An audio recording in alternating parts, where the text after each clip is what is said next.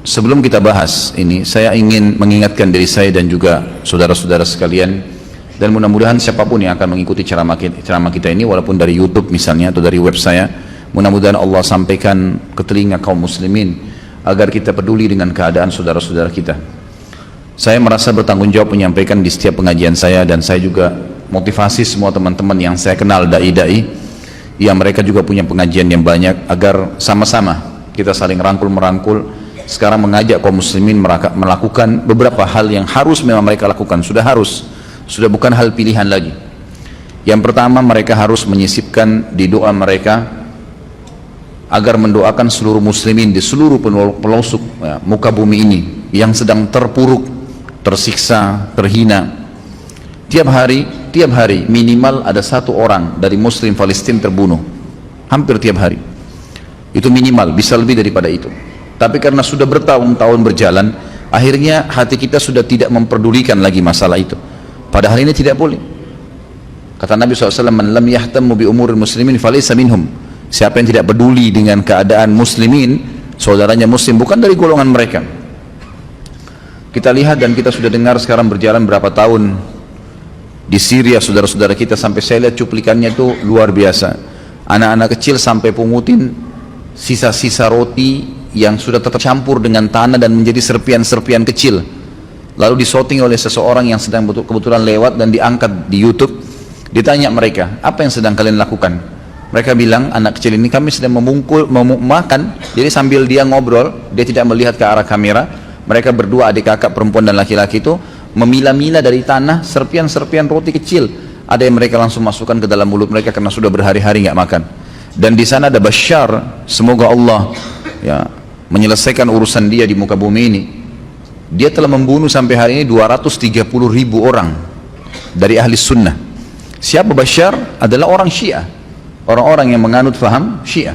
Dan kita sudah tahu Syiah ini, kaum muslimin, Syiah ini adalah kelompok yang dibentuk oleh orang Yahudi. Buka mata kalian, mereka ini kelompok yang sesat dan salah. Mereka dibentuk oleh orang Yahudi yang bernama Abdullah bin Saba, mengatasnamakan Islam, tidak layak ada di tengah-tengah kaum muslimin. Di zaman Nabi SAW, pada saat orang-orang ada yang memfitnah Aisyah radhiyallahu anha dengan berzina, Abdullah bin Abi Salul, pimpinan orang munafikin, dan beberapa sahabat juga sempat kena fitnah waktu itu. Waktu terbukti beliau tidak berzina, maka dicambuk 80 jerah. Itu hanya menuduh berzina. Orang-orang Syiah sekarang mengkafirkan Aisyah radhiyallahu anha. Jadi mereka jauh lebih besar daripada itu. Kata Nabi SAW, siapa yang mengkafirkan seorang muslim, maka kalimat kafir itu akan kembali kepada salah satu dari keduanya. Kalau kita pertemukan antara seseorang yang sekarang, siapa mereka itu, lalu mau dipertemukan dengan Aisyah radhiyallahu anha, ummil mu'minin, pemimpin, ini ibunya orang-orang yang beriman, haram hukumnya kita umat Islam menikah dengan salah satu istri Nabi SAW, walaupun Aisyah lebih muda pada saat itu dibandingkan para sahabat. Tidak boleh ummul mu'minin. Mereka mengatakan Aisyah kafir, berarti Nabi SAW salah pilih istri dong, milih orang kafir.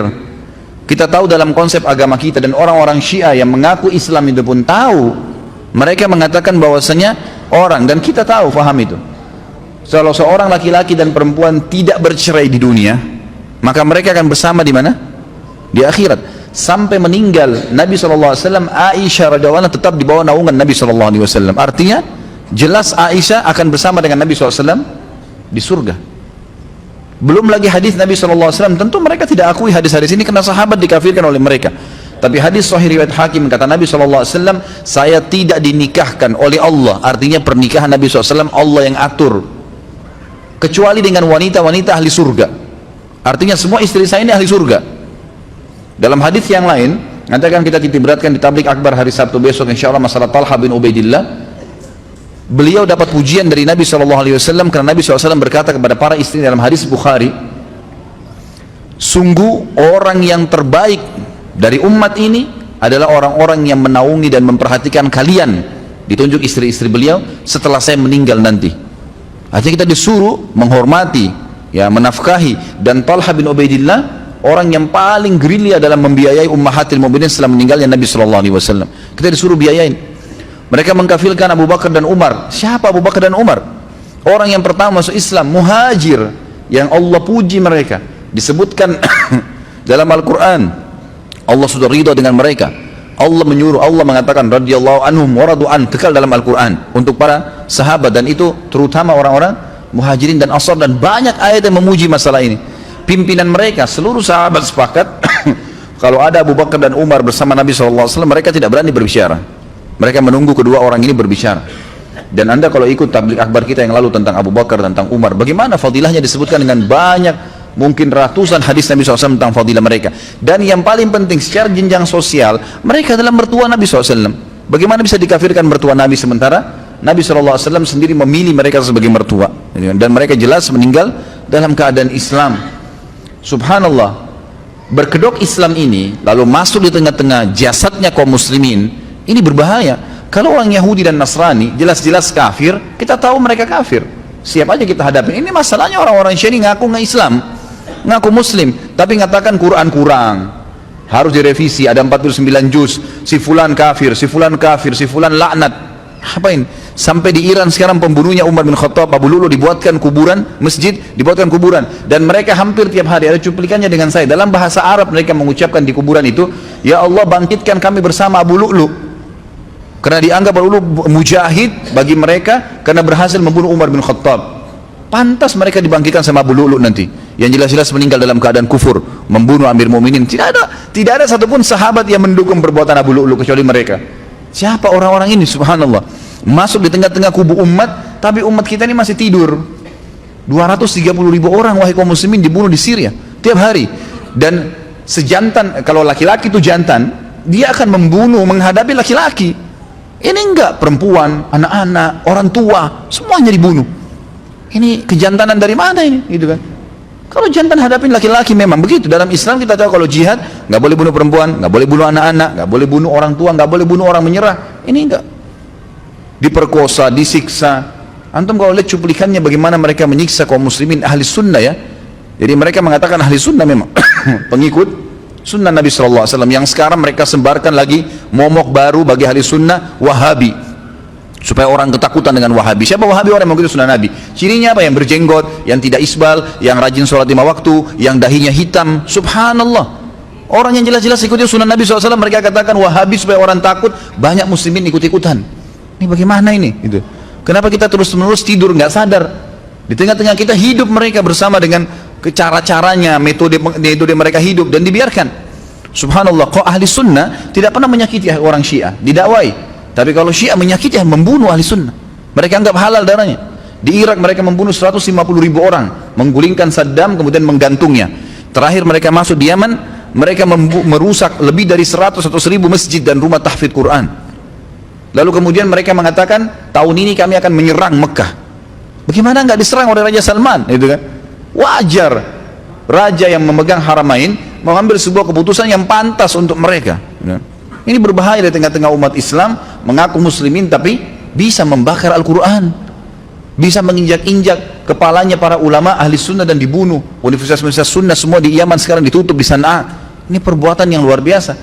Dan subhanallah, cara mereka di Yaman kemarin adalah mereka masuk kepada pemerintah, kemudian mereka sudah membuat militan-militan mereka, kemudian mereka masuk ke pemerintah Yaman, kemudian mereka mengatakan tuh kelompok-kelompok Wahabi itu, maksudnya ahli sunnah, itu orang-orang yang membuat kekacauan, teroris, tangkapin mereka. Berhasil dengan lobby-lobbyan mereka, bantuan dana, dengan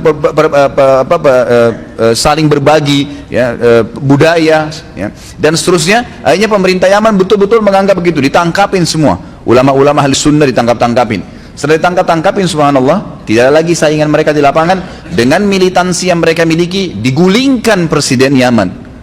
Akhirnya apa yang terjadi? Presiden Yaman sendiri baru sadar, baru dia menyurat kepada 6 negara teluk di sekitarnya, Bahrain, Emirat, Qatar, Saudi. Mereka kirim surat, akhirnya minta tolong bantuan. Barulah dibantu dengan saudara-saudara muslimin yang ada di sana. Tapi mereka melakukan itu. Subhanallah, pola yang mereka gunakan sekarang di Indonesia sama, saudaraku. Sama pendekatan kepada pemerintahan hari-hari sekarang ini, sama retorikanya di Yaman. Kita nggak mau buka mata nih. Banyak teman-teman kita sekarang, bahkan di UIN yang banyak orang-orang liberal sekarang banyak menulis disertasi. Ada beberapa disertasi judulnya bahayanya Syiah terhadap NKRI. MUI mengeluarkan fatwa tentang waspada terhadap kesesatan Syiah. Sudah disebarin, semua ormas Islam yang bergabung di MUI sudah mengeluarkan fatwa itu. Dai-dai kita sudah membahas di sana sini, mengingatkan hati-hati berbahaya, gitu kan? Ini harus dibuka mata, nggak boleh tinggal diam nih melihat keadaan begini. Minimal sisipkan doa agar Allah SWT sempitkan langkah mereka atau menghilangkan mereka sekaligus dari Indonesia. Ini tidak boleh dibiarin, tidak boleh dibiarin sama sekali. Ini berbahaya sekali di tengah-tengah umat Islam. Mereka seperti racun yang masuk, seperti jarum-jarum yang banyak masuk dalam jantung umat ini. Ini tidak boleh dibiarkan. Kapan mereka berkuasa, saudaraku, pasti mereka akan membantai kaum muslimin. Karena bagi mereka ahli sunnah halal darahnya. Tidak pernah ahli sunnah mengatakan darahnya Syiah halal, tidak pernah. Kalau mereka tidak buat kerusakan, tidak pernah dipermasalahkan. Selama ini bertahun-tahun mereka masuk haji mengatasnamakan Islam, diizinkan oleh kerajaan Saudi. Kecuali kalau mereka buat makar, baru kemudian ditangkapin. Kalau enggak dibiarkan, gitu kan? Karena masih membawa simbol Islam. Tapi kalau mereka berkuasa mustahil. Depan mata kita 3 negara sekaligus. Syria 230.000 orang. Irak 150.000 orang. Sekarang di Yaman itu tidak tahu terhitung puluhan ribu orang sudah dibunuh, gitu kan? Begitu, jadi mereka menganggap halal. Mereka menganggap halal. Ini berbahaya sekali.